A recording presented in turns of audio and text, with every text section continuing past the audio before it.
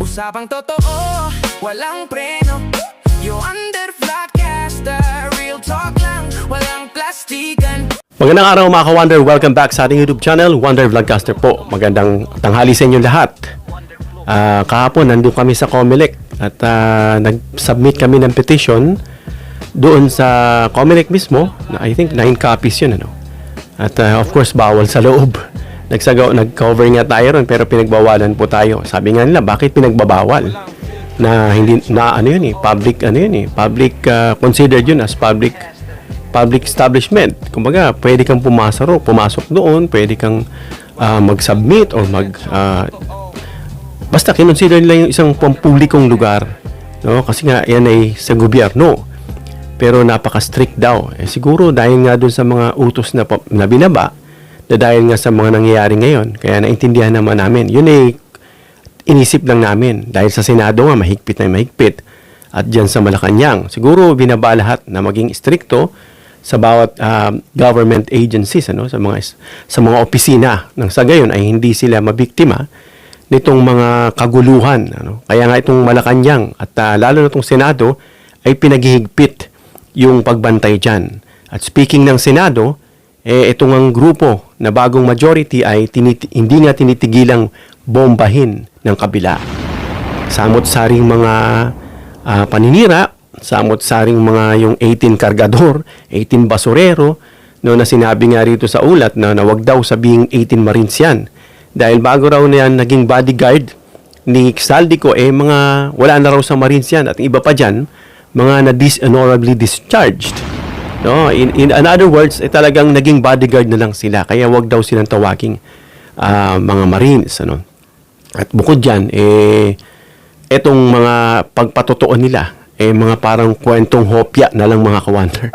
Pabago-bago ng statement, agad-agad naglabas. Pilit na pilit sila Marcoleta at Cayetano na papaharapin itong 18 Marines sa sarili nilang forum, sa sarili nilang hiring-hiringan. Yung sinasabing Blue Ribbon Committee hearing, yung mga nagawang pagmi-meeting dyan, pinagtatawanan mga ka-Wonder kasi yan ay hindi legit. Kumbaga, yan ay one way daw. Yan ay parang pumasok lang sa bakuran na pinayagan lang dahil nga guest, no, dahil senador, pero yung kanilang lehitimo ay hindi ino-honor, bagkus pinagtatawanan. Dahil sa bago lang listahan, nandoon na si Soto, nagkatid ng pera, nandoon na sila Erwin Tulfo, at medyo may glitch, mga ka-Wonder, no? Dahil isang ang katawa-tawa na itong ang si Loren Legarda nakasama sa listahan at yung 2 bilyar. No? Hindi nila inaasahan doon sa script nilang palpak. Lilipat pala itong si Loren Legarda. No?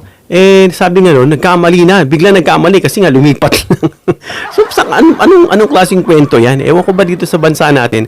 Bakit? Sabi nga nung kaibigan ko, doon sa States, no, sabi niya nga, isang Amerikano to na bumalik na, no, na hindi raw uso yan ganyan. Hindi nangyayari yan. No, siguro sabi niya, siguro may kinalaman din niya sa karakter ng mga Pinoy na mahilig daw sa mga drama, sa mga telenovela, sa mga soap opera, no? Nahihilig daw tayo sa ganun. Kaya tuloy yung mga Senado natin na nabasa niya rin, na napanood niya rin, at nagkakaroon na ng Senateflix. No? At ito ngang may kumakalat na video, mga ka-Wonder, na dagdag paninira. Of course, babanatan nila yung mga majority senators. I-disarm nila yan. Tatanggalan nila yan ng balanse para dito sa motibo, no, na talagang gustong-gusto nila. Na itong ang motibo ay nagda-direct lang straight dyan sa impeachment. No, at lahat nga gagawin, pati nga rito sa Senado may papasok daw. So lahat ng kaguluhan na yan, ano, iniisip bakit si PBBM hindi nagiging kamay na bakal. No, sa panahon ng ama niya yan, hindi ubra yan. Talagang magkakaroon ng isang panukala dyan na magiging mahigpit at kamay na bakal sa mga yan. Kasi kaya yan ganyan, nag-aasta ng ganyan. Dahil may mga sinasandalan o mga human rights. This is suppressing the voice of expression, of freedom of speech. Kung ano-ano ginagawa nila. dapat merong panuntunan, pamantayan, na kapag kayo lumagpas dito sa threshold na to, kayo ay mawawalan, hindi kami magma-maximum tolerance sa inyo. Walang ganun, maximum tolerance kapag lumagpas kayo sa certain parameters na ibababa ng pulisya. At kapag kayo lumagpas dyan, sorry kayo. Para hindi sila magagawa ng mga katarantaduhan. Ganun dapat eh. No? So bago yan mga ka-wonder, bago natin pag-usapan yung kumakalat na video tungkol sa isang general na sinisiraan nga ngayon kumakalat. Ano? I'm not sure kung rehash to o kumakalat kasi itong mga ka-wonder para siraan yung nasa majority. Of course, no? Ngayon naman ang gagawin nila para ma-disarm nga yung credibility ng mga majority dyan. Itong kagaya nga niyan, namumula na itong si Marcoleta at saka yung iba dyan, na paano mo pa uupuin yan? May mga kasong plunder yan, implicated yan. So gumawa rin ng kwento, parang ganun. Sinama na ngayon yung Blue Ribbon na si Erwin para quits mga ka-wonder. Bakit ito ganun din? Samantalang yung kanila, kwentong kotsero. Sabi-sabi. Samantalang ito sa kanila, legal. Dahil mismo sa bibig ni Marcoleta nang galing. At ngayon, kinakasuhan siya. Legit at legal yung proseso. Sa kanila sabi lang ni itong mga marites kargador, basurero, ang tawag ng iba. No? So, ang pag-uusapan natin mga ka-wonder ay napakalaking tao dyan na sa Senado. Pero bago yun mga ka-wonder, don't forget to subscribe to our YouTube channel, Wonder Vlogcaster. Libre po ang pag-subscribe, 100%. Pindutin niyo po yung subscribe button, lalabas yung bell icon. Piliin niyo po yung all. Marami po salamat. Merong video na kumakalat mga ka-wonder. No? Dito, not sure again kung ito'y rehash o matagal na o kung ito po'y matagal na o nire-rehash lang para sirain. May mga ganun eh. Pag gusto nilang sirain yung tao na siyang maingay at ngayon ay tagapagtaguyod, tagapagtanggol, isa sa haligi, halalabasan nila yan kagaya ni Erwin Tulfo. Nilabasan ng video na ganito, pinagbabanatan daw yung mga ganito, ganyan. Ganun ang style nila para masira nila yung moral ng tao. Para somehow pumreno-preno. Hindi na po uso yan. The more na ginagano mo yung tao, lalo nang gigigil na kayo ay banatan. Kaya wrong move na yan sa panahon ngayon. Etong video na itong mga ka-wonder kumakalat, panoorin nyo, masyasyak kayo, no? Dahil kung maniniwala kayo rito mga ka-wonder, although naririnig ko na yung mga ganyang background tungkol sa general na ito, na sinasabi nila, nung matagal na, years and years, siguro decades ago na lumipas. Not sure kung siguro maabot na rin ng 2 dekada, no, mga ka-wonder, no? O almost, na naririnig ko na sinasabi nga nila itong general na to, ganito, ganyan. Panoorin natin mga ka-wonder. General, pagka nandun ako sa BCDA, may bahay siya sa BCDA. BCDA, puro sundalo, puro polis nakatira doon sa Patangig. Okay, meron siyang unit doon, dinala ako doon. Ang style noon, matipon mo siya. Ngayon, magiinuman muna kayo bago kayo mag-sex. Ang gusto ni General, malinis na malinis yung lamesa niya, ayaw niya na may natatapon na alak, pupunasan mo ng tissue, sasalinan mo siya ng black label, iinom. Ngayon, ito nakakatawa. Kasi siya ginagalang Pagdating doon sa kwarto, ito ang sasabihin niya. Alfred, saktan mo ako, Daddy. Daddy, saktan mo ako. Kagatin mo to, nipple ko, Daddy. General yun, ha? Yun, isa sa mga, miro mo grabe. Alam mo, lahat tayo may dark side talaga Matatawa ka sa kanya kasi portrait siya ng isang kagalang-galang na tao, tapos ganun makikita mo. Saktan mo ako, Daddy. Kagatin mo yung nipple, Daddy. Biro mo, general yun, ha? Ay, nako. So yun mga ka-wonder, yung kumakalat na video dito sa isang lalaki na to. No? Ewan ko kung magkano binayan dito, kung sino nagbayad dyan. Pero malamang sa alamang, ngayon lang yan pumuputok. At mukhang iso'y, para sa akin, sa nakikita ko, ito'y paninira lang mga ka-wonder. Kasi bakit natataon? Laging natataon. Dahil malapit na yung natatakutan nila, kinatitindigan nila ng balahibo. At kung makikita mo ngayon mga ka-wonder, si Sara Duterte, medyo mellow na. Malumanay na, hindi na siya yung malalagalaiti na pambabanat na paninira kay PBBM. Although may paninira naman siya nito nakaraan lang mga ka-wonder. No? Na pumunta nga dyan sa mga nabiktima sa Jensan at dumalaw at na lights, camera, action sa patay pagdalaw, sila nila Bongo, gano'n. No? Pero ang totoong tulong dyan mga ka-wonder na inaasahan na pang one time, big time, hindi lang one time. As long as hindi na itataguyod yan, walang iba kundi ang tulong ng pamahalaan sa pamamagitan ni PBBM. Yan lang naman yung pinaka masasabi mong sa mga tumutulong, ito yung mga, kumbaga sa bar, ito lang. Yan. Kay PBBM talaga yung malaking tulong dyan. Pati pa mga pag-rehabilitate, pag-reconstruction ng mga structure na nasira. No? Kasi ang lakas ng tumamang bagyo, mga ka-wonder, ng lindol, mga ka-wonder, 7.8 ang magnitude nito, mga ka-wonder.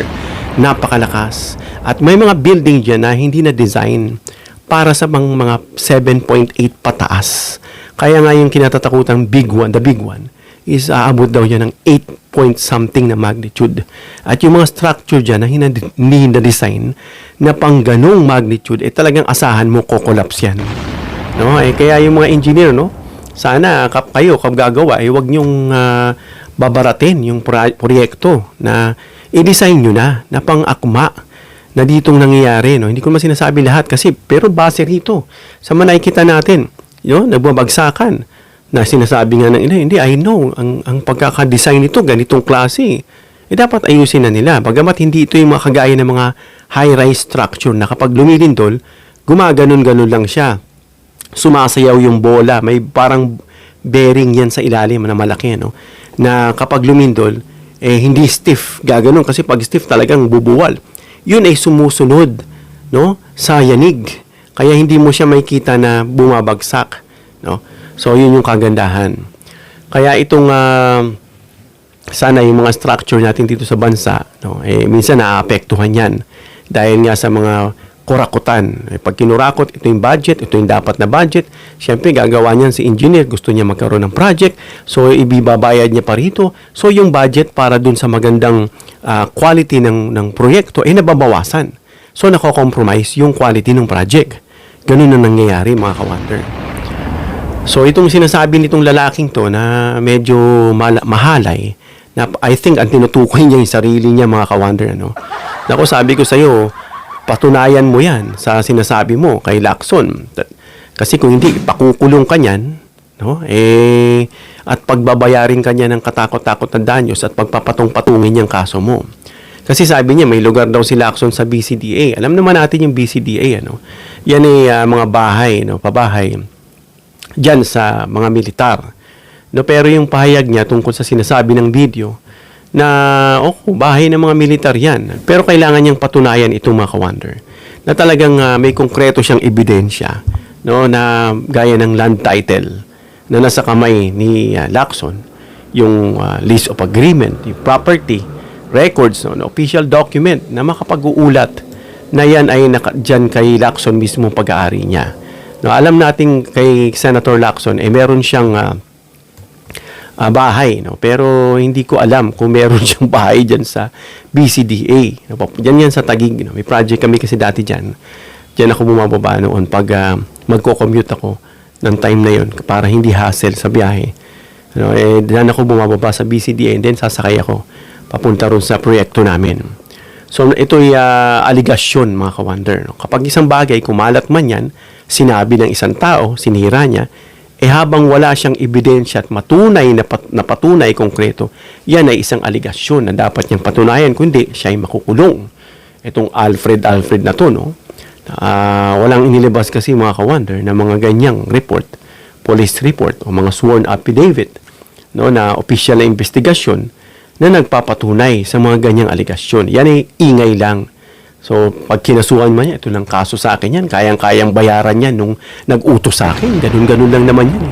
Kaya malalakas. Ang problem lang dyan, mga ka-wonder, yung optics ng mga tao, mga society, magiging kapanipaniwala sa kanilang isipan yan, mga ka-wonder. Kaya yung paninira na malakas ang dating yan. Sabi nga nila, ang dila ang may pinakamaliit na form ng muscle, pero kaya nitong baligtarin. Sirain ang pamilya, sirain ang pagkakaibigan, sirain ang pangalan ng isang taong may magandang pangalan. So sa pribadong buhay ng isang tao, mga ka-wonder, kailangan patunayan niya yan. Dahil malaswang sinasabi doon sa video. No, na talagang si Lacson, matagal ko naririnig ito na sinasabi na si Lacson po yung tinutukoy na hindi ko po sure kasi walang binanggit. Pero upon checking doon sa mga comments, parang si Senator Lacson daw ang tinutukoy ng mga ito. Basahin niyo po yung comment section ng mga yan. Makikita niyo po dyan, Lacson. Kasi sinasabi niya, general, matipuno ang projection, matagal nang kumakalat yung chismis na sinasabing bakla si Senator Lacson eh. Pero may asawa yan, sabi niya, hindi ako bakla, gwapo ako. So, malamang, kasi may mga ganyung lalaki, mga ka-wonder eh. Nakala mo bakla, pero lalaki pa sa'yo. No? Minsan, tayo nga eh, pinagkakamalan tayong bading eh. No? Kasi, pag nakita tayo, puti-puti. Tapos, yung boses natin, hindi ganun kagarapal, medyo mahinahon. Ito nga, medyo, brusko na to, ginano na. Pero parang nadja-judge nila ang tao based sa appearance, sa panalita, sa buhok, forma. So, sobrang linis, sasabihin nila, bakla na mga ka-wonder. No? Ito si Lacson nga, matipuno, militar, ano? At sinasabi nga niya na bakla. Madalas ginagamit lang itong mga sensational na kwento na itong mga ka-wonder. Alam mo naman ng mga Pinoy, mahilig sa mga chismis. Mga kwento. Minsan nga, pag sa simbahan may isang grupo na isang church na nagpipreach yung pastor, lahat ng miyembro natutulog na sa sobrang antok. Nung sinabi, alam mo, si ganito, nagdisgrasya si ganito, si ganyan, yung artistang biglang nagsidilat yung mata, sino raw? Ito, pagdating sa mga ganun, talagang makakatch mo yung attention nila. No, may mga ganun, Kaya itong chismis is madali itong kumalat. Yung mga kwentong lalo na sa isang kagaya ni Senator nitong sasabihin ko na, didiretsuhin ko na kasi base rito sa sinasabi, kahit hindi niya sabihin sino ba yung nire-refer niyang general, no? Na talagang kapita-pitagan at malinis, akalat na kalat dito sa sinasabi ng mga comment, Lacson daw. At alam ko, yun din ang tinutukoy niya. Kasi yan ay napapanahon sa paninira dito sa mga majority na iniisa-isa nilang mga ka-wonder. Una, yung maleta. No, ngayon, hindi tumatalab yung maleta eh. Ano kaya? Ito na naman kaya, personal. Sabihin natin, bakla o ganito. Kasi pwedeng sabihin niya, immoral, ganito. Sasabihin, ganito yung general name. Ba't pinaupo nyo yan? Hindi na paniniwala dyan. Kadiri yung mga comment nila kung ano-ano na. Doon pala, may kita mo na nasisira na yung tao. No? So, yung mga ebidensya niya, dapat patunayan niya yan. No, kahit sabihin mo yung pagkakaroon ng access ng military, diyan sa BCDA, facilities, ay hindi pa rin ebidensya yan mga ka-wonder. Dahil dun pa lang sa BCDA, makikita ng tao At pumunta si Lacson. Dalawa lang sila. Anong ginagawa nila? So may mga magsasabi na yan noon pa. May mga camera dyan mga ka-wonder at record. Kapag yan hindi niya napatunayan, alam mo na, babalikan siya ni Lacson, dedemanda siya. Sana sampahan ng isang tambak na hindi sapat yung pampiyansa nung nag-utos sa kanya. Kung sino man nag-utos dyan. No? Yan nga, na kahit sabing ipagpalagay, at kahit sabing ipagpalagay, na yung isang lugar na yan, nakaugdayan nga sa military o basis conversion ng Development Authority ng gobyerno para sa mga sundalo, hindi pa rin ito pinatutunayan yung anumang sinasabi nitong Alfred na to na sexual allegation. No, yung mga masasabi nating mga fallacies yan, o kamalian, mga invento, no? At kung pag-uugnayin mo yung dalawang bagay na walang diretsang ebidensya, yung connection talagang masasabi mo mga ka-wonder. At patunayan niya yan dahil ang nag-aakusa, laging nasa kanya yung sinasabing burden of proof. No, nasa kanya lagi. Kung wala siyang mapatunayan, babalikan siya ni Lacson, pakukulong siya. At sana Senator Lacson, patungan mo pa yung sasakit yung bulsa nung gumawa ng script para siya yung magpiyansa dyan. Kasi kung hindi niya papiyansa yan, kakantayan, babalikan itong nagbayad. Ganun lang yung katuso. No? So, yung nag-akusa, dapat magpakita siya ng malinaw. No, na talagang ginagawa nila yun. No? At na mapatunayan yung ebidensya. At kung walang ebidensya, doon sa sinasabing posisyon niya, na sinasabi niya, siguradong hindi yan totoo. Sa dami-dami na ng paninira nila, hanggang ngayon wala Mula kay PBBM, na sinasangkot nila, mula rito kay Romualdez, kanina napanood ko, 2022 pa lang, no? Hindi pa nauupo yung Pangulong Marcos. Nagsisimula na yung script nila. Patong natin ng 2022, uupo na si PBBM. Ayon dun, wala pa ang Pangulo. Iba pang termino, no? Nung time na yun. At wala pang hindi pa nakapwestong Pangulo. So, palpak na naman. Ang dami nilang kapalpakan na talagang bumabalik sa kanila. At ang sumasakay lang dito, of course, yung nakikisimpatiya sa kanila, na hanggang ngayon is 8080 pa rin ang utak. Alam niyo na yung 8080 ha. So, ibig sabihin, pag walang pampublikong ebidensya na nagpapatunay, kahit yung video pa nga na kumakalat noon, ito, ganito, ganyan. No, ibig sabihin, talagang ito'y napapanahong paninira. Dahil nga itong mga ito ay mga kapita-pitagan, kagaya ni General Lacson, na siyang may statesmanship kung tumayo, kumpara mo dun sa iba, na talagang sabi nga nitong mga political scientist, analyst, no? Talagang bumaba ang rating ng Senado sa parang high school na forum, mga ka-wonder. So, nakakahiya. Kaya patunayan mo ito, Alfred, kapag yan hindi mo napatunayan, ikaw ay pagpapatungan ng sandamakmak na kaso. Senator Lacson, sampahan niyo po yan ng sandamakmak na kaso. Para yung nagbayad sa kanya is maperwisyo, no? Para pag naperwisyo, hindi na uulit yan. Mauubos ang pera niyan, no? So hanggang dito lang tayo, mga ka-wonder. Comment down below your opinion para mabasa natin ma-reaction natin. Please give me a thumbs up if you like this video para ma-share ni YouTube sa iba pang viewers.